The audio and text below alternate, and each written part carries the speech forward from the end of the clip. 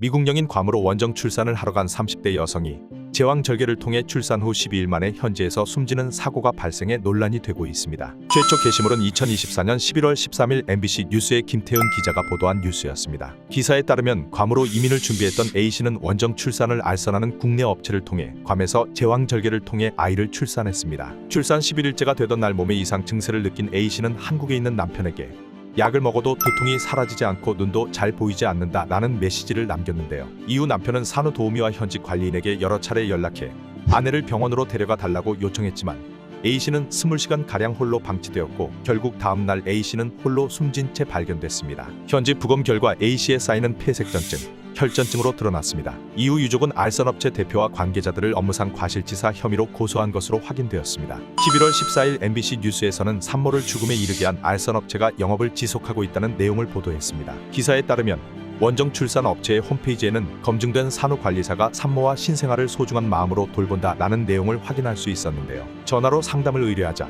지금까지 가장 위험했던 사례는 산모가 피를 많이 흘린 정도였다며 현지에서 철저히 관리되고 있다고 강조했습니다. 추가로 업체 측은 A씨의 사망에 대해 산후조리 업무는 자신들의 주 업무가 아니고 산후관리사를 관리 감독하지 않는다라고 밝혔는데요. 이후 수사에 나선 경찰은 업체의 책임을 물을 증거가 불충분하다며 사건을 검찰에 넘기지 않고 수사를 종결했습니다. 네이트판에는 해당 사건을 다룬 뉴스 내용이 게재되었습니다. 댓글에서는 자신들이 원정 출산을 선택해놓고 왜 한국 언론에 하소연하냐, 남편만 한국에 있었다니 이해할 수 없다, 원정 출산은 명백한 위반이다 등 누리꾼들의 부정적인 반응을 확인할 수 있었습니다. 이처럼 한동안 잠잠한 듯했던 원정 출산이 몇 년 전부터 다시 늘면서 원정 출산을 전문적으로 알선하는 국내 업체들도 늘어나고 있는 상황인데요.